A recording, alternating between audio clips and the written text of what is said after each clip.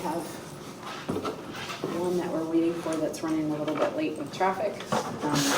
She will be here soon.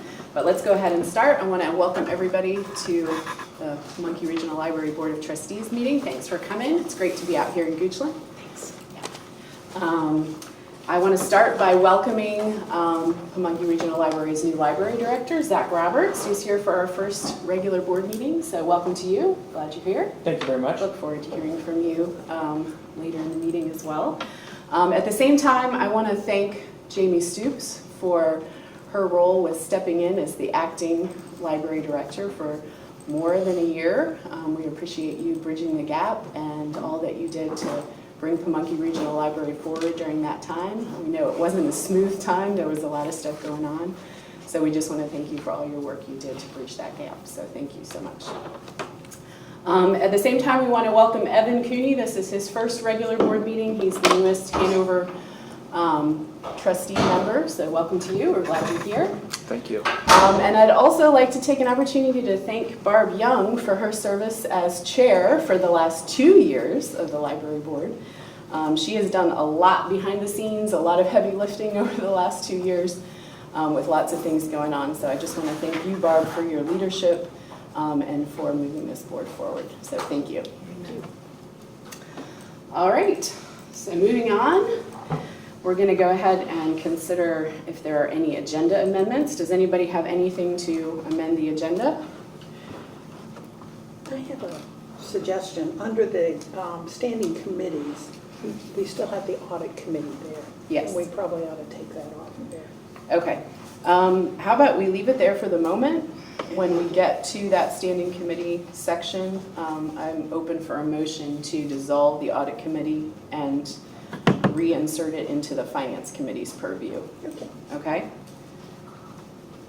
Anything else? Okay, then can I have a motion to pass the agenda? Do I need a motion? Yeah. Okay, yes, I thought so. So moved. All right, Barb Sloan. Do I have a second? Second. All right, we'll go with Evan down here. All in favor, please say aye. Aye. All opposed? All right, moving on, we'll move on to our citizens' time. I have 2 citizens here to speak. I have 2 cards. Is there anybody else? Want me to add you to the list? Yes. Okay. All right, we'll go ahead and we'll start with Jen Strozier. Thanks. Good morning, everybody. I have not been in a bit. But I'm happy to be here. Welcome to our new director. I tried to write a few things because I get a little scattered, but just tell me when my time's up. So I haven't been here for a while. Welcome to our new director. I'm interested in learning more about the interview process and why and how you were chosen, given the history of how outspoken our library board members have been against the American Library Association, diversity, equity, and inclusion, the telling of the complete history of the U.S. and the world.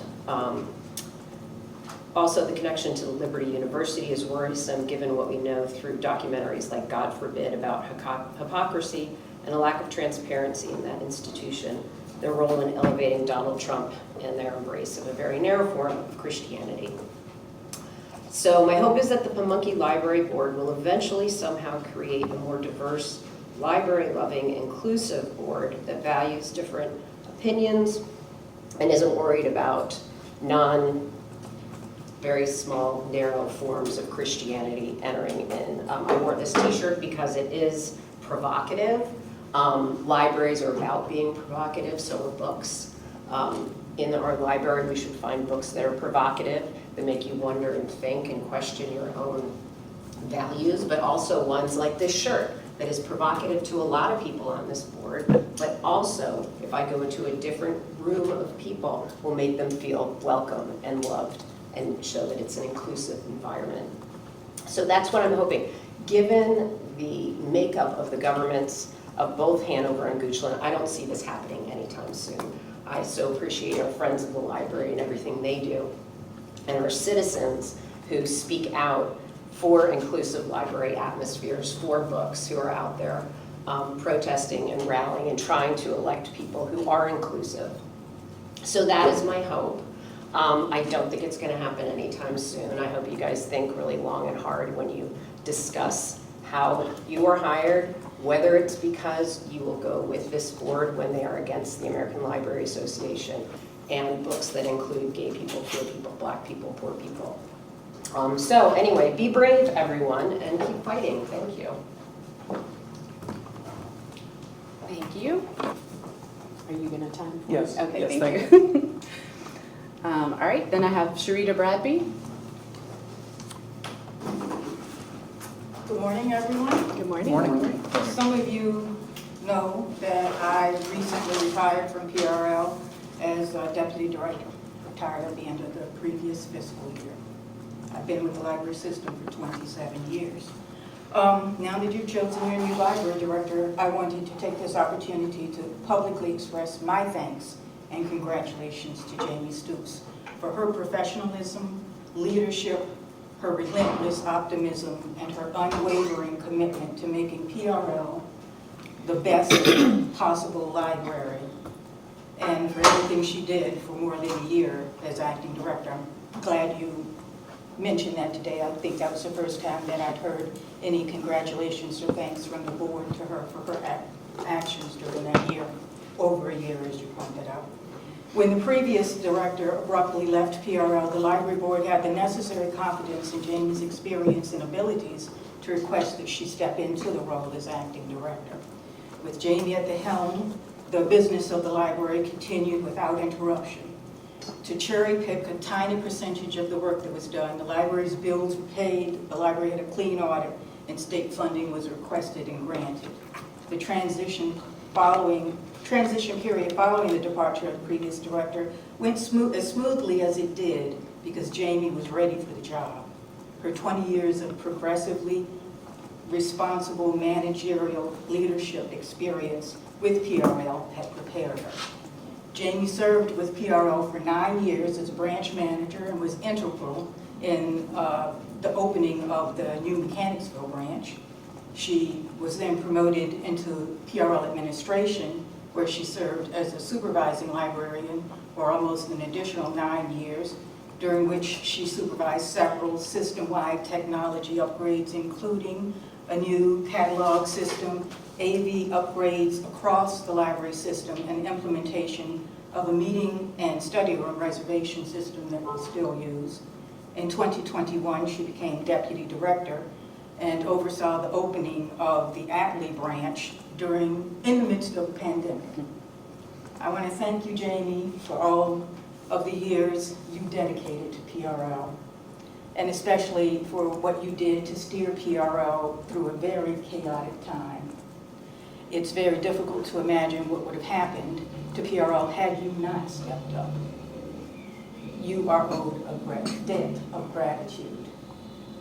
The scope of the library director position, especially given the leanness of PRL's administration staffing, is greater than many seem to understand.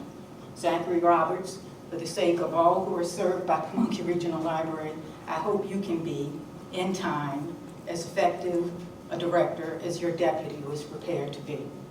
Jamie has turned over to you the reins of a well-run library with competent, enthusiastic staff. Sorry. That was loud, but that's 3 minutes. And Thank you. patrons who overwhelmingly find value in what PRL offers. May you never forget, libraries, in particular, public libraries, are for everyone. Thank you. Thank you. Thank you, Sharita. Also, thank you for listing all of those things that Jamie has done in the history. I appreciate you doing that, and we are very thankful for Jamie stepping in during this time. Not just that, we are thankful for you stepping in during that time, too. I know you guys worked together as a team during that time, so we're very thankful for the work that you did as well. So thank you. Okay, and then Ms. Lockton.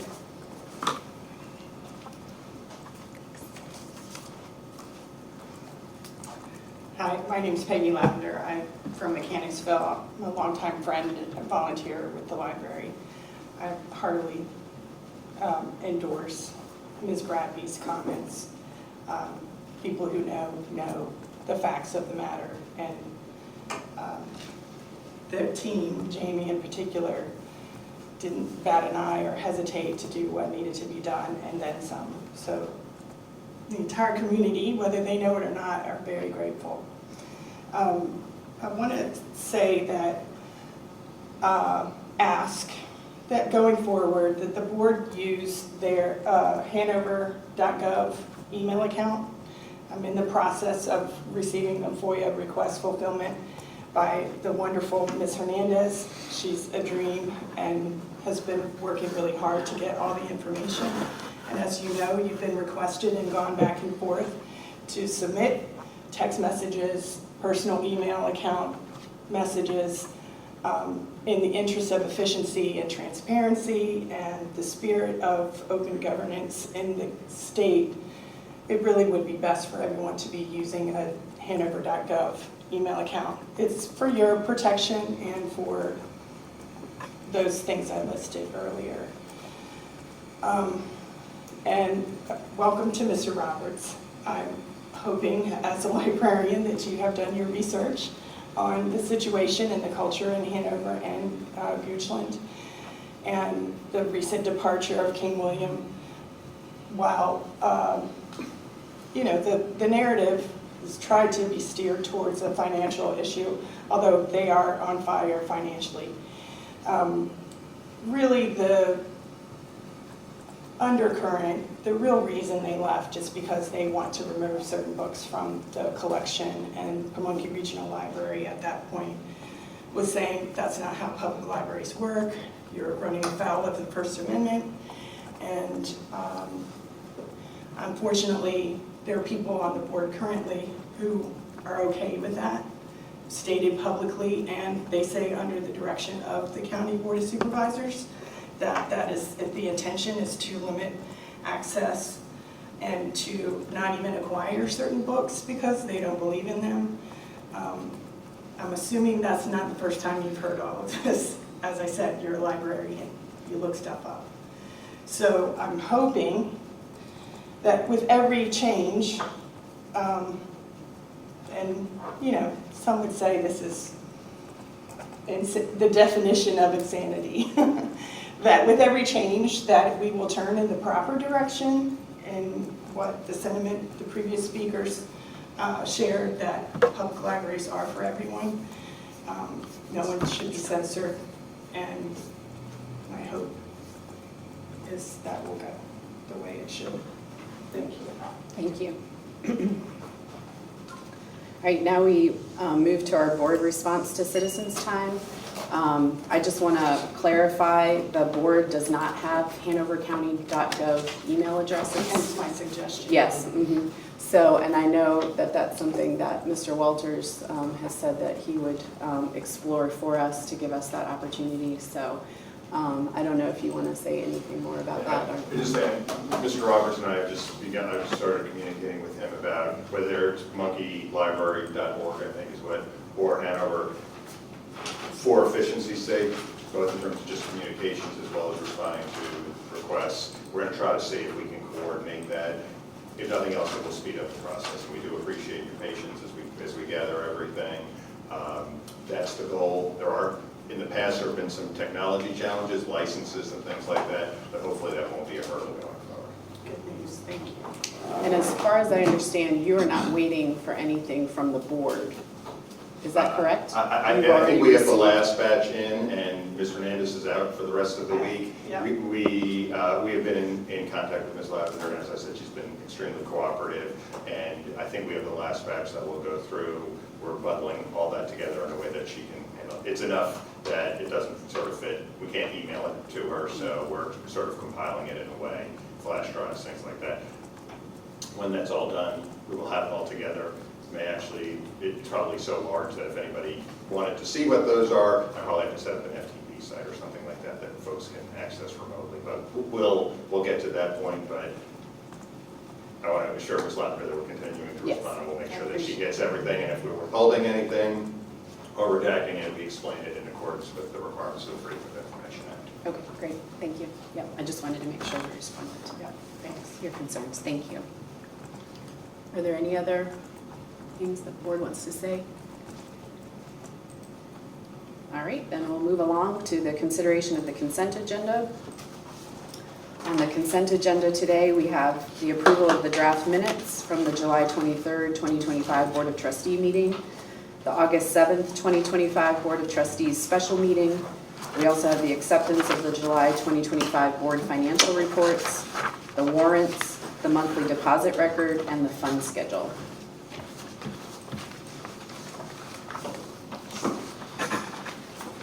Do I have a motion to pass the consent agenda? So moved. Okay, Barb Sloan. Do I have a second? Aye. All right, Evan, second. Do I have any discussion? Yes, Madam Chair. I would like to discuss a few things on the financials. The first is on the budget report. This is a little thing that's been bugging me for years, and it's just, can we spell the word original correctly under original budget? And then I would like to go to the fund schedule and have questions about why income, interest, and expenses are all zero. Can somebody help me with that?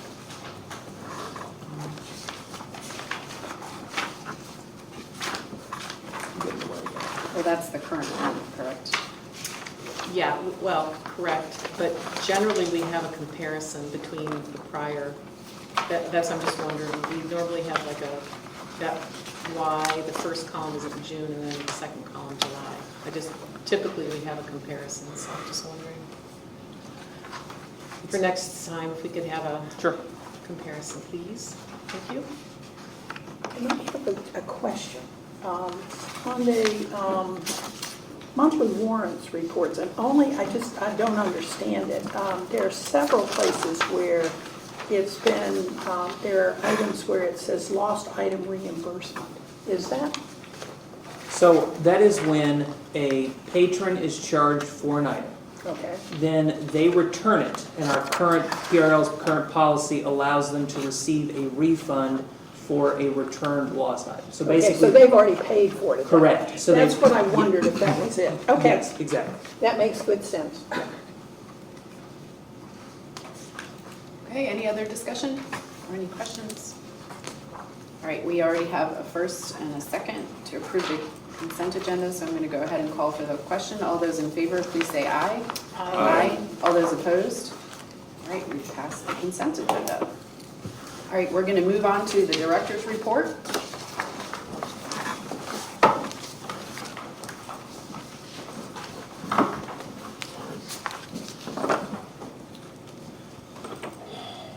Thank you all very much. Thank you to Jamie and the rest of the team and admin who put this together for me this time. This morning before all of you got here, she helped me set up with PowerPoint as well. So thank you very much to Jamie. So for the director's report, we'll go over, if you have any questions, I know those are next, but I'm going to try to make this as free-flowing as possible. So looking at the report for our August meeting, July, we had 607 new library card registrations for the month of July, and over 62,000 items circulated throughout the system. Over 42,000 individual library visits as well. For the, there was a change a couple months ago that the board approved where we adjusted the hold days that a patron had to pick up an item. So that actually went into effect 8 days ago on the 15th. So now the patron's 7-day window has shrunk to 4-day windows. So that is now in effect. I asked the other day if we'd heard any feedback about that from patrons, and from what I've heard, we had not negative or positive. So a recent change. It's very early, but so far nothing to report there. Hanover County has received a grant from the Emergency Management Alliance of Central Virginia to install knock boxes on the branches. Now what that is, for those of you that are unaware, is if the fire department, you'll oftentimes see them on buildings and not even know what they are. They're small boxes about 6 inches long, and it basically allows emergency services access to buildings. Generally speaking, they're on governmental buildings, but they can also be put on departmental stores so that if after hours when we're closed, if there's ever a fire, if there's ever an emergency call from inside the building for any reason where they have to gain access, a knock box allows them to have access to the building. So Hanover County has received money. We actually have them on a couple of our newer branches. We do not have them, however, on Ashley, Hanover, Mechanicsville, or Roxville branches. So the hope would be is to have those added over time. I don't have a timeline on that. I'll talk to the folks at Hanover County to see if there's a installation schedule for the branches that do not have Knox boxes. But I just wanted to make you all aware that is something that's ongoing. There's also a news article that was attached to this document. It's basically talking about King William and their troubles stocking certain materials that are available at Pamunkey, and that was really the comparison of why do you not have it, but Pamunkey does. They also talked about some of the books were school lists, are school list items from the school, and they don't have enough to kind of accommodate the requests. So if you read that article, you might find it interesting, but we do have a couple mentions in it. There's been a number of personnel changes, including there's an associate at Rockville, as well as a youth services specialist, and then a youth services specialist at Mechanicsville as well. Those are recent hires. In fact, the associate, I just filled out their paperwork yesterday, so they'll be joining us shortly. There were also a number of separations in the month of July. Mechanicsville, Ashland, Montpelier, and then Mechanicsville again. Those branches will all have vacancies in the coming month. Going to branch updates, starting with Ashland. They had almost 2,000 people attend the branch in July. The Animals Aware was their top program with 156 in attendance. They also had a mint chocolate chip program. They had 301 children doing a plant scavenger hunt through the month. In fact, my kids participated in that one where they had kind of images around the building, and they had these little like sheets, and as you go around, and we were having trouble finding a couple of them, and I won't embarrass you with that story. So the next thing is the library has been a focal point for several grandma camps, where grandmothers are taking the children in for fun activities to do in the week. The library was also one of the kind of primary things that the grandma's camps were doing, taking the kiddos to the library. There's been several staff members that went to the Downtown Ashland Association Toast of Downtown event. They actually presented a PowerPoint, and they were kind enough to share it with me, and I looked at it. They were talking about the library in general, not only the programming and engagement, but they also did an interesting presentation about services to the business community that PRL offers. So when I heard that from Jamie, I was very interested, and so that was an exciting opportunity for the great staff at Ashland. They're trying to get out there to increase visibility. You don't have to go through the whole report if you don't want to.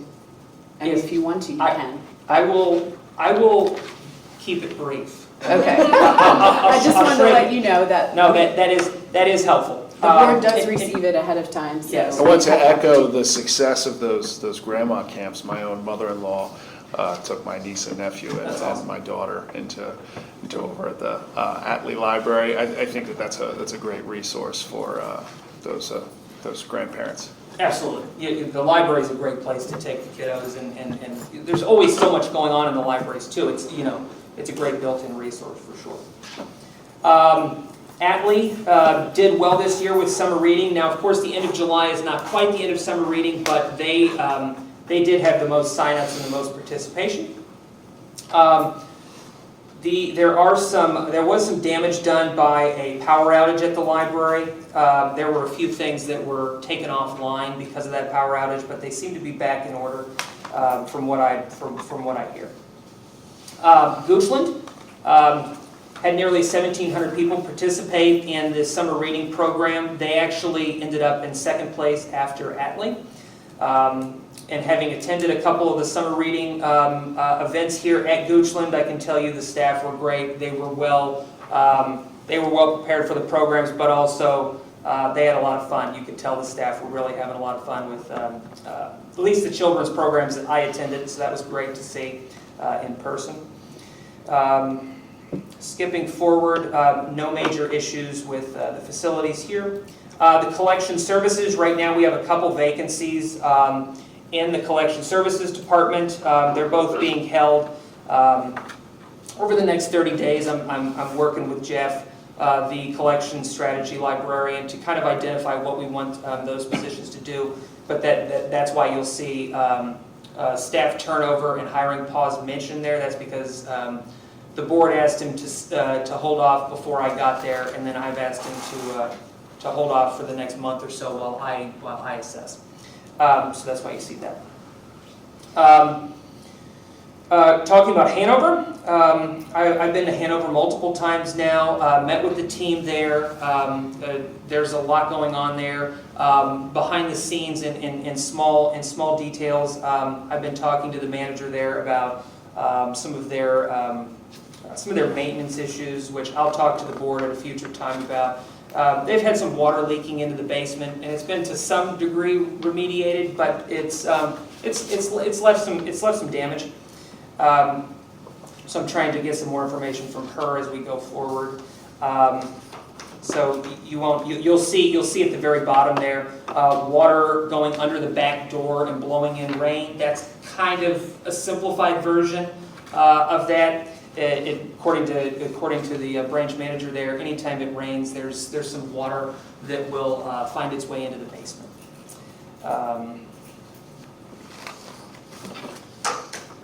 IT, that's moving along. I don't have anything to report with that necessarily.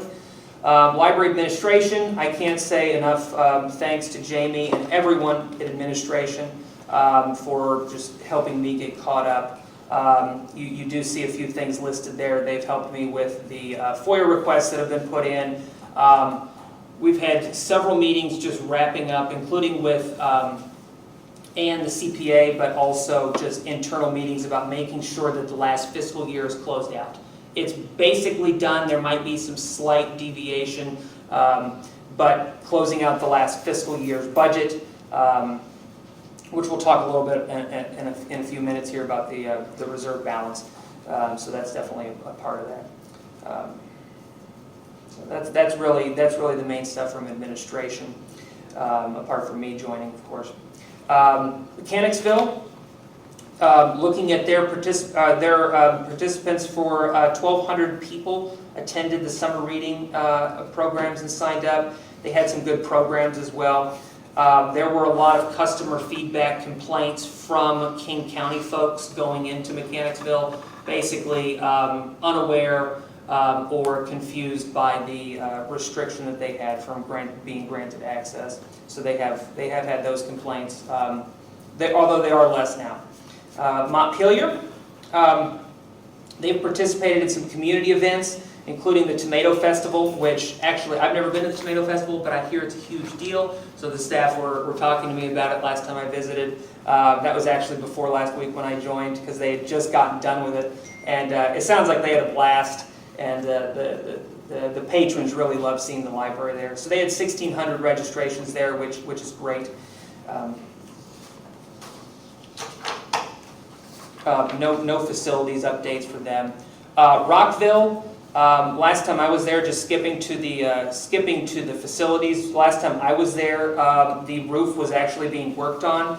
As of this moment, I'm not aware that that's finished.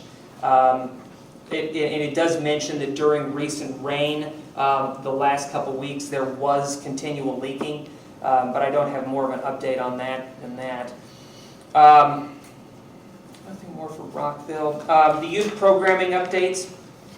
So as of the time that this was put out, we were in the last inning of the summer reading program.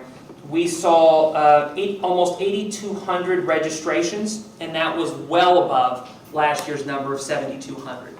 So we always love to see trend lines going up, at least I do, and seeing that it's almost a 16% increase, so congratulations to the staff. I know when I was visiting the branches, I know every staff member I heard, have you signed up for some reading? Do you know how to? They've given me promotional materials. So it's very exciting that we saw such a great increase, and that's a testament to the teams in the building for sure.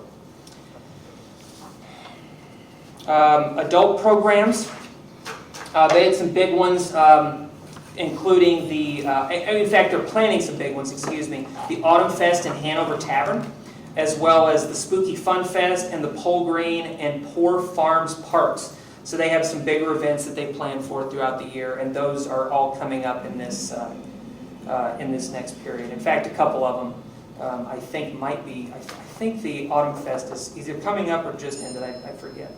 But someone was talking to me about that. The finances. So moving down, the revenues being posted. We've received all of our revenue for fiscal 25 from the localities. The expenses continue to be received and paid, which is why I mentioned a moment ago that there are some last minute tweaks that may continue to still happen over the coming weeks, but generally its massive majority is done. So over the next couple weeks we'll be wrapping up the financial reporting for the fiscal year that we just ended. Fiscal 26, we've received the Hanover funding. The E-rate reimbursement has been received, and that's really it so far in the first 6 weeks of fiscal year 26. Now, what questions does the board have for me? I do have one question. Yes. I see that we've started using Ingram and Brodart. Yeah, Brodart. Brodart, Yes. in addition to Baker and Taylor, right? Yes. And I was wondering what service level we might be using these guys. Are we purchasing the curated list, or are we cherry picking? I mean, We are currently cherry picking, and they do have different level of services for what. Basically, we can pay for more and we get more. Currently, we're using them selectively. I'm not aware, I haven't talked to Jeff specifically on if there's a reason why there's certain materials, and the reality is because of the big three that you mentioned, we mainly can get the same things from those three, but it's not always true. Sometimes if we want large print material, for example, large print is very difficult to find at certain times. We'll have to go to one vendor over another. So it's not everything's coming from them right now, it's selectively. okay. So I know last year there were some problems with getting deliveries from Baker and Taylor. Has that been resolved, or? As far as I'm aware, I mean, have you heard that we've been having issues recently?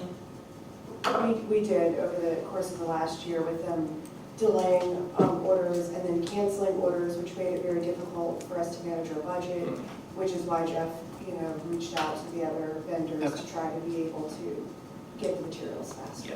Yeah. Okay, so that's kind of why we're broadening. Okay. Yeah, it's always good to have redundancy built in, One more question. The overdue notices, which I think is great. I was wondering, were the ones that were printed and mailed, is that because the people had no email address? Is that the reason? I figured that was why. Okay. Thanks. Yeah.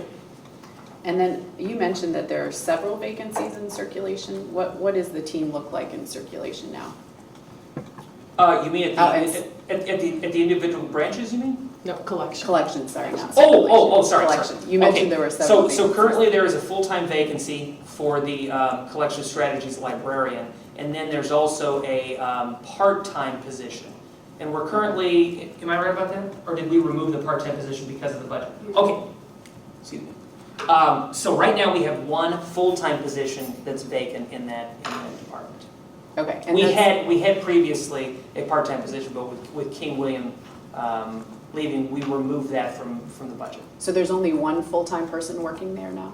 Or is there Well, two? yeah, Linda works there as well. So there's a manager and then a paraprofessional. Okay.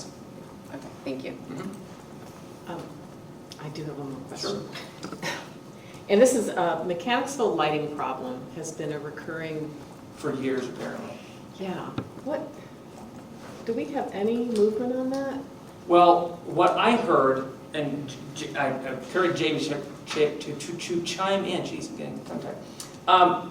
It sounds like there may be movement from the county willing to put in, but they're not the kind of aesthetic lights that we want. Because the lights that apparently they were offering to put in, my understanding is they were very like, go to Home Depot and throw something up, and they weren't an equal trade, basically. Okay. But I don't know much about that, to be honest. Okay, I just look forward to a solution of that problem. Yes. Yeah. Thank you. I have one more question. Sure. I'm sorry. You said in the individual branches, there's going to be a bunch of positions opening up kind of across the board. Do you have, as far as people leaving, do you have concerns about filling those positions? Or? So I'll tell you all that one of the things I mentioned to Jamie as I was getting caught up, there were a lot of the staff roster had not been updated in a long time. So getting caught up on finding the vacancies was one of my first priorities, and those positions. Yes and no. The part-time positions particularly have a lot more turnover than I would like. And the reality is turnover is expensive. There are some positions that are I've been in libraries a very long time. I have never seen 7-hour positions, 14-hour positions, 16-hour positions, 19-hour positions, all through public service. It's very odd. It's a very odd setup. And I understand that that's been the way it has been for a very long time. One of the things I mentioned to Jamie, and I know it's something that the board's talked about, and I won't go into a ton of details, but I think over time, as positions come available, I would like to create a little more standardization when it works for the branch. How that actually looks in practice, I'm still thinking about that. But the reality is hiring for a 14-hour position is very tough. And especially when we're trying to recruit folks. And some people love their job and love working those shorter terms, but it also limits our hiring pool a lot. Because the reality is there are a lot of people that would never accept a very part-time job like that. So I have told Jamie, and I'm going to mention it later on, so I won't talk about it now, but I'm assessing every position that comes open, just as maybe we set it aside and combine it with another part-time position in that branch, if there's those opportunities to kind of create better, less turnover. Because I do see it as very high. I've been talking to the administrative assistant about getting me numbers about what our turnover rate is. In libraries, it averages depending on the library, between 15 and 25% of staff turnover any given year. And I'm very curious how we stack up in that comparison. Because almost 80% of our staff is part-time, which is also very high. Historically, based on my experience. So it's just something I'm looking at. Very early days, so I don't have perfect answers for you, but I don't think hiring will be the problem. I think retaining will be the problem. I am curious to see what those turnover numbers are when you Yeah, do absolutely. get them. I just had a question. I noticed that the Virginia Library Association has their yearly meeting this year in October in Richmond. Yes. Yeah. So I was just curious, I'm sure there's already planning as far as who's going to attend the events. I was also wondering, are board members allowed to attend those events? Good question. If the board's interested, now's the time. In fact, Because it's so close, that's yes, my last week I curiosity. sent out an email to all the staff asking for, and basically what I'm having them do is fill out a training request form. So that's basically, if you want an opportunity for this professional development, we will help pay for it. And what I told Jamie is basically, depending on how many people request, is how much we'll reimburse. So we're going to kind of set aside a chunk of our professional development budget, and then it'll be divided up by those folks. And you know, the trustees are part of that as well. Especially with Virginia Library Association Conference being so local, it's fairly affordable for us to send folks, and it's a really great professional development opportunity. They can learn best practices from their colleagues around the entire state. So, and what I did tell the management team is this is not necessarily normal, but I'm going to do it this year. We're going to be open to anyone up and down the entire chain attending VLA. So we'll see how that goes. So far, I've got a few requests in from staff members that have expressed interest, and then Jamie and I will review those after Labor Day, and then we'll let those that are selected know. So, and then because it is local, it's just a issue of paying the fees for Correct. attending the conference? Correct. Okay. All right, thank you. Yes. All right, so we'll move on our agenda. The next thing on our agenda is the legal counsel updates. Good morning, Madam Chairman, members of the board. Just a couple of updates. One, I just wanted to apprise the board. Some of you, especially the newer members, may not be aware that a complaint had been filed with respect to the Upper King William branch in its compliance with the Americans with Disabilities Act. We have been contacted by the U.S. Department of Education, their Office of Civil Rights, which oversees libraries throughout the country. It's not the traditional civil rights group, and an agreed upon resolution was in place. We had begun the process of updating the Upper King William Library, and the last year has happened in many ways. First, with King William's departure, it is no longer a branch of one of the original libraries. So I have notified the contact person at the U.S. Department of Education, but to be honest, I have no idea if she still is employed there. Because of the changes in the federal government, my understanding is that almost every Office of the Civil Rights in the various departments, there's been significant staff turnover. So I have submitted that information both to the email address that I had, but also to their general email address. I have not heard back anything from there. And since I am unaware of whether or not King William is actually operating there, I heard that there was their plan. I've heard indirectly that it is not up and running. They're having issues providing services to the Upper King William branch area, but I've notified on behalf of the library that we no longer operate that branch. There were no complaints about any of the remaining branches that remain in the system, and so I will let you know if I hear back from them. My sense is it may be... Maybe a couple months. My sense is I may never hear back. Often it's that we just don't hear back, and I'm going to take no news as good news because there wasn't any sort of ongoing obligation, and we no longer have the ability to go forward with that. The next two items are one is sort of informational. I had mentioned at the last meeting that the County Attorney's Office in Hanover has been undergoing some staff changes. We now are at full staff. An assistant county attorney began.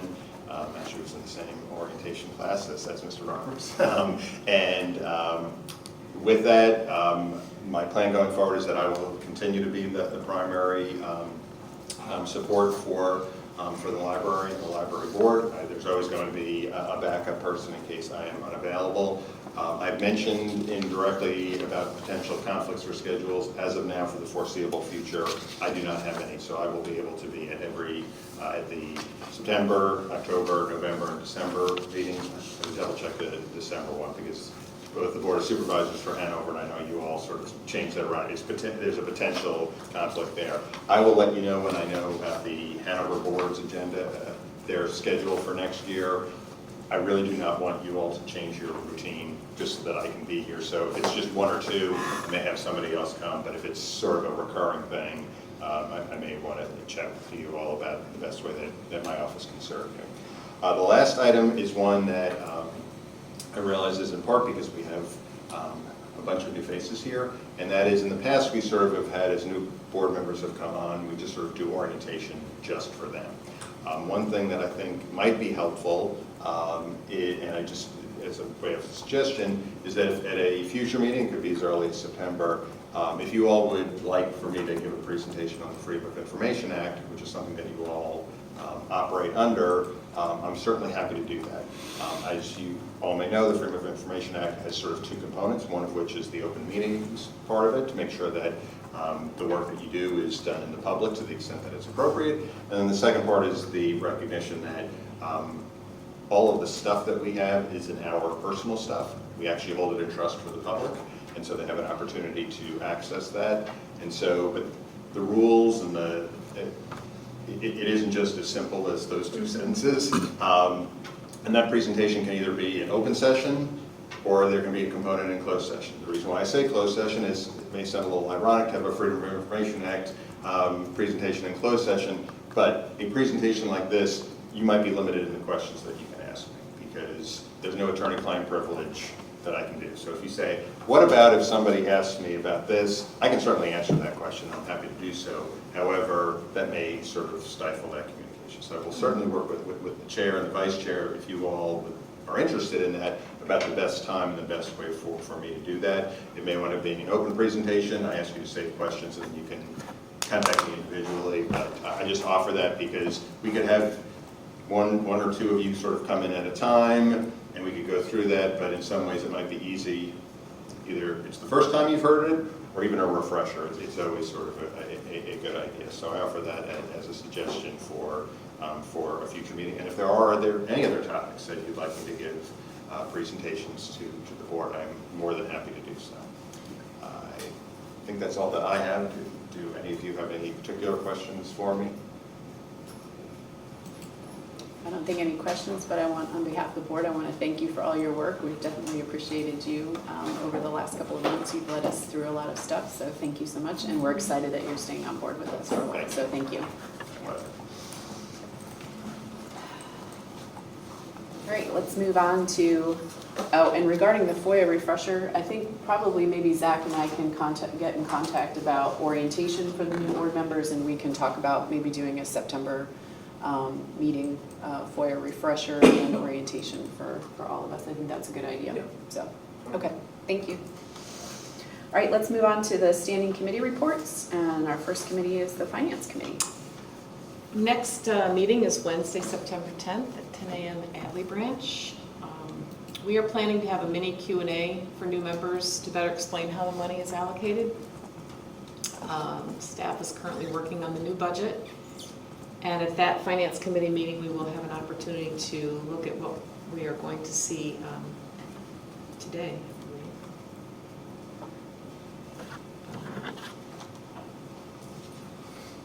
And let's see what else. I think that's it. I'm working on the agenda right now, so stay tuned, but there will be a meeting on September 10th. Okay, any questions for Barb? Later on in the meeting, we have under new business committee appointments, so we will get to that later on, who's going to serve on each committee for this fiscal year. All right, now we have a personnel committee report. I know Bob Johnson is not here today, so who's taking on the personnel committee? Actually, there's no report. Okay. There's no report other than we just want to say welcome to Zach coming on and congratulations, and hope you had a first couple of weeks were smooth and sailing. Thank you. You're welcome. Can I make a correction to something I said?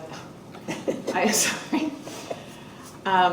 We will be looking at the draft of the recommended budget at the Finance Committee meeting, and it will be presented to the board in September. So, Okay, thank you. All right, so we'll move on to the Audit Committee report. I am the chair of the Audit Committee and have been for the last 2 years. The Audit Committee was put together around this time 2 years ago when we received a letter from Hanover County letting us know that we were delayed on both of the audits that were outstanding. And that's how we formed the Audit Committee to pay special attention to that. During that time, we've had lots of changes. I'm very thankful to the people who've helped keep the audits on track. Jamie, of course, jumped in to head that up and learn something completely new. Ken Catron, the former business operations manager, also played a huge role in that. But also bringing on Ann Shaver, who's a a consultant for us who's been helping us with that as well. And then also changing audit firms. PB Mayers has been, from my perspective, wonderful to work with. They have some really great people who've been walking alongside of us, and so things are moving in the right track. Last year, our audit was ahead of time, which was wonderful, and I think probably on track to be the same this year. So there is really no need at this point to continue with a separate audit committee. So as I said earlier in the meeting, I'm looking for a motion to dissolve the audit committee as a standing committee and put their responsibilities back under the finance committee. So moved. All right, Barb Sloan has made a motion. Do I have a second? Second. Okay. Jody is seconded. All right, let's go ahead and have a vote on that. All of those in favor, please say aye. Aye. All of those opposed? All right. That committee has been dissolved. All right, moving forward on the agenda, we have old business, which is the updates to the Board of Trustees bylaws. This is something that the Board of Trustees first had a look at in our last meeting, the suggestions to the changes. Generally, the change is basically just to only have 2 counties listed in the bylaws, to reduce the number of members on the board. I believe those were the major, and to remove the oath from the end. I believe those were the major changes. And we So, put the dates at the end. and the dates were moved to the end too, instead of on the front page, that's right. So with our bylaws, we need to have a look at it at one meeting, and then we can actually vote to approve it at the next meeting. So that's what I'm looking for, is a motion to approve these amended bylaws with having just 2 counties. I'll move that. Okay, Barb Young, do I have a second? Aye. All right, Evan? Okay, all those in favor, please say aye. Aye. All those opposed? Okay, those bylaws have passed, and we'll work to get those on the internet as soon as possible so we're updated. All right, moving on to new business is the remote participation policy. This is something that, per Virginia code, that we need to pass yearly. It was passed, I believe in October or November of last year, but in order to kind of get us on a regular schedule that we can pass any changes to the bylaws and we can go ahead and pass remote participation policy, we went ahead and put it on the agenda for today. We are not making any changes from the last time to the remote participation policy, we're just reapproving it. Are there any questions about that? All right, then I need a motion to pass the remote participation policy. So moved. Okay, Barb Sloan, and a second? Second. Jenny McMaster, second. All right, all those in favor, please say aye. Aye. All of those opposed? All right, we're moving on to the next item, which is committee appointments. Over the last few weeks, I've spoken to everybody on the committee about, or on the board, about how we're going to set up committees. So, as the chair and the vice chair, correct, Mr. Clark? Yes. We are going to recommend, first I'm going to start with the chairs for the committees. We're going to recommend to the board that Barbara Sloan remains the Finance Committee Chair for this coming fiscal year, and that Jody McMasters takes over as Chair for the Personnel Committee. All right. So I'm looking for a motion to approve those 2 committee appointments. So moved. All right, Mr. Burgess, thank you. A second? Aye. All right, Mr. Cooney, thank you. Then all of those in favor, please say aye. Aye. All of those opposed?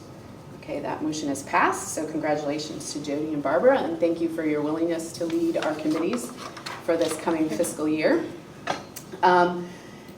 I have also had a chance to talk to both of them and the people on this committee regarding, or on the board, regarding which committees they would like to be a part of. So serving on the Personnel Committee with Jody is going to be Rudy Burgess, Barb Young, who's graciously offered to continue to take minutes for us during both committee meetings, actually. So Barb Young will serve on the Personnel Committee as well, and then Bob Johnson. And on the Finance Committee, we will have joining Barb Sloan, Evan Cooney, Barb Young, and Bob Johnson as well. Any questions about that? I don't think we need a motion for that. Is that correct? We don't. Okay. We don't. All right, then we're, I just wanted to, I'd like to talk about this at the finance committee. Okay. Changes to it. yeah. If that makes sense. You want to do that now or when we move to our next item? Oh, no, go ahead. Okay, all right, so we're going to move on to the third item under new business, which is the designation of the fund balance. And so I'm going to turn that over to Mr. Roberts. Thank you. I just thought we could make these changes at the finance committee meeting to make sure we got it right.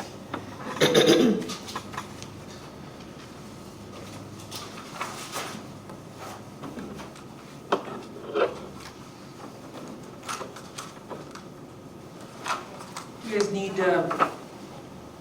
thank you, Jim.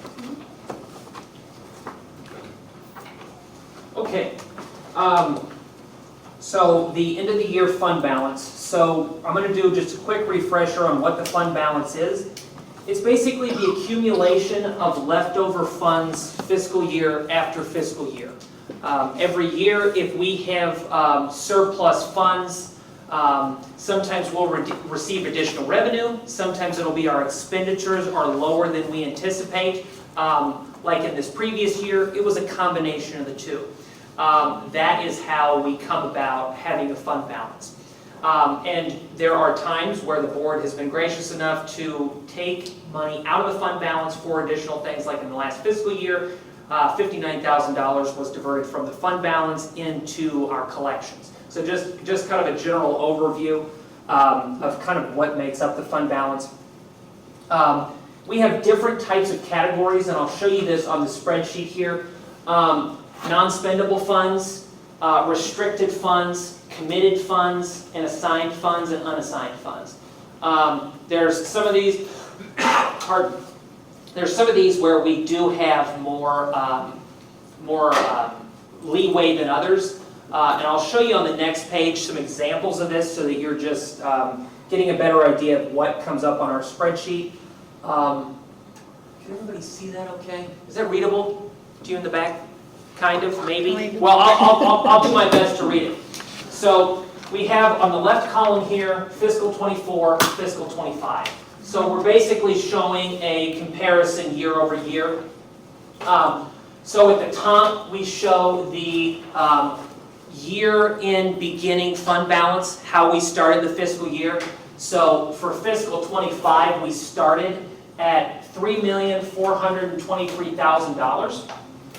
Then you see the $354,563, so that's the increase in the fund, and you see that's how we come out to $3,770,000 at the bottom.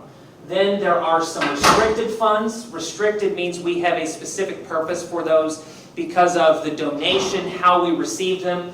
So for example, you'll see the Atlee branch and the Ashland branch both have restricted funds. So you'll see those listed there. We also bifurcate out administration building rent, which is the 105. We had the request that was approved for $59,725 that went into our collection. Then you'll see the larger assigned always. So these funds can be changed with board approval. So the board would change these at their pleasure. So you'll see the $2,354,000 is in the future admin capital project designation. Then we also put in just a holder for future capital projects of $100,000. And then the unassigned. The unassigned, $500,033. So this is, talking to our CPA, this is her recommendation, and she's been recommending about 10% for us. They come to this number based on kind of normal accounting practices. The unassigned is effectively thinking of it as an emergency fund, as a rainy day fund. So you see the different designations. So the total increase year over year, fiscal year, we ended at $3.4 million.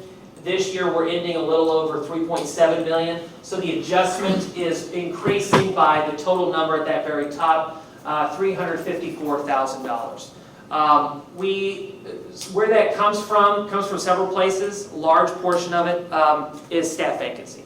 We didn't spend on certain positions, and in this last year, as you guys know, certain expensive positions. So a big chunk of that came from that. We also received a $100,000 grant that was basically a refund for money we'd already outlaid, and that was kind of unexpected. So that is where that $350,000 and change is actually coming from. Any questions on the numbers here, the year over year? So just to clarify, the reason that the board is being asked to review this fund balance is because this is an important part of the audit that needs to be submitted. So my question is just, at some point, I know it seems that we've left some of those columns from previous years. Is it possible to simplify and just get rid of those at some point? There's going to be a lot of that in a lot of what we're looking Okay. at. Because, for example, on there's some that never have any money. The non-spendable, I've looked through old records. I can't find a year where we had something that was non-spendable. It's basically, because we don't own buildings, that's a common use for a non-spendable item. It's an asset on our books, but it's not something we can go and cash. So, things like that potentially.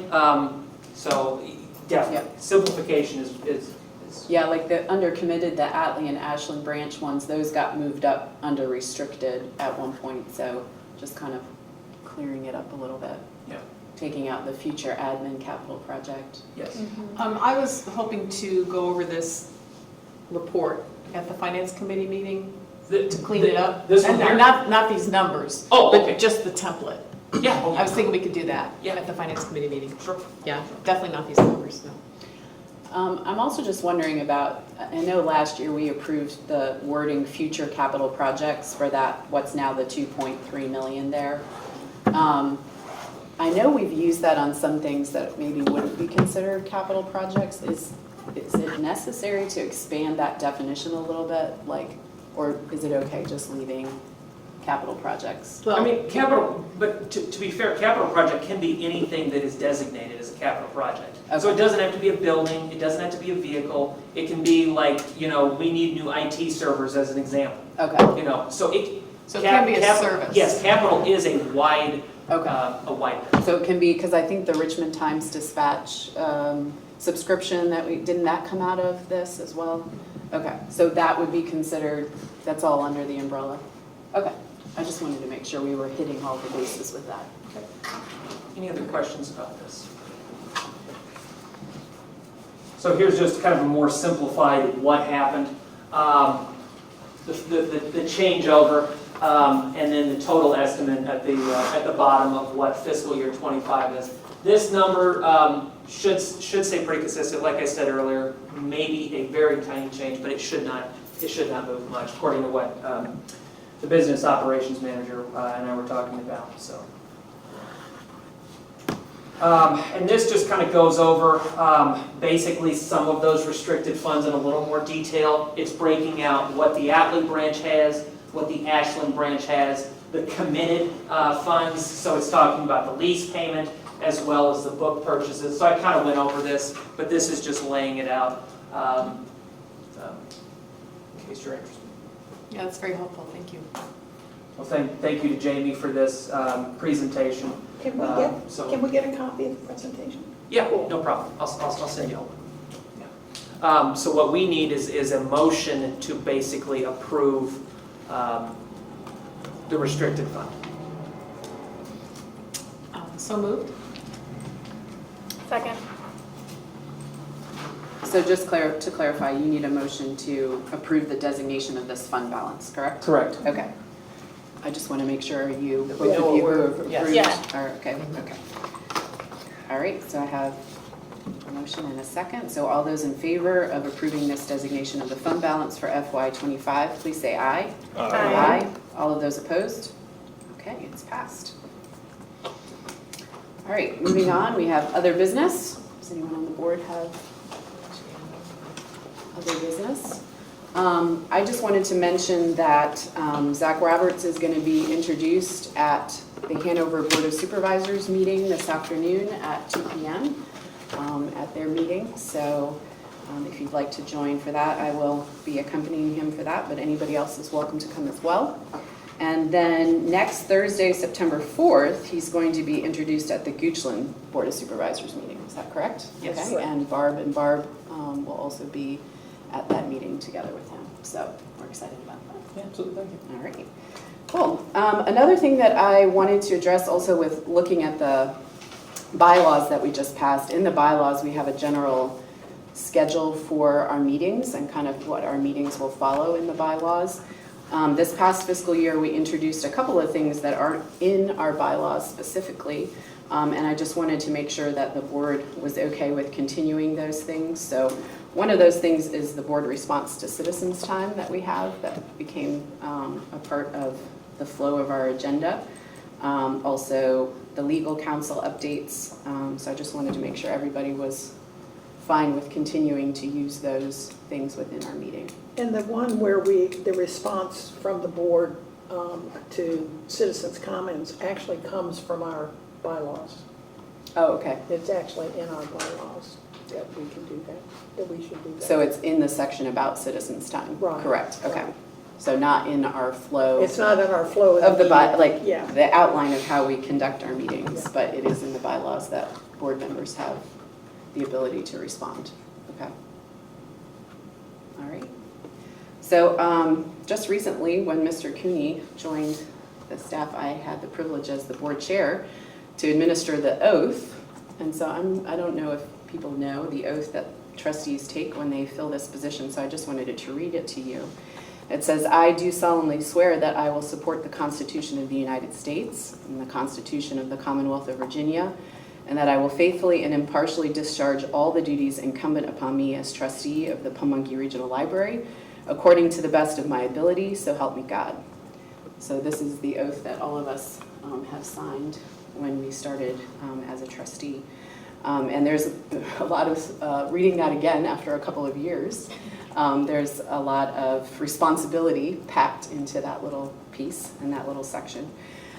So I wanted to recommend that we make an adjustment to our agenda and something that we could try out for a couple of months.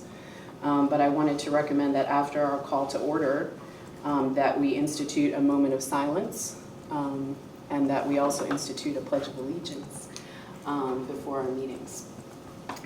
So is there any comments from the board? Okay, thank you, Mr. Burgess. I'll second that. Okay, thank you, Ms. Young. Any discussion? I would say that it is standard procedure at all the board meetings I've ever attended. So I think we'd be in line with every other board meeting I've ever attended. And I think it's a great idea. Okay. If we could just get a flag. I was just going to say, I will verify what meeting rooms that we use that do not have flags, and we'll purchase those. Just bring one. Yeah, we can also bring a flag. So, okay. All right, so I have a first and a second. So let's go ahead and have a vote. All those in favor, please say aye. Aye. All those opposed? All right, sounds great. So we'll have a new order for our agenda starting at the next meeting. All right, thank you all. I'm looking for a motion to adjourn. So moved. All right, thank you, Ms. Sloan. Second? Second. Thank you.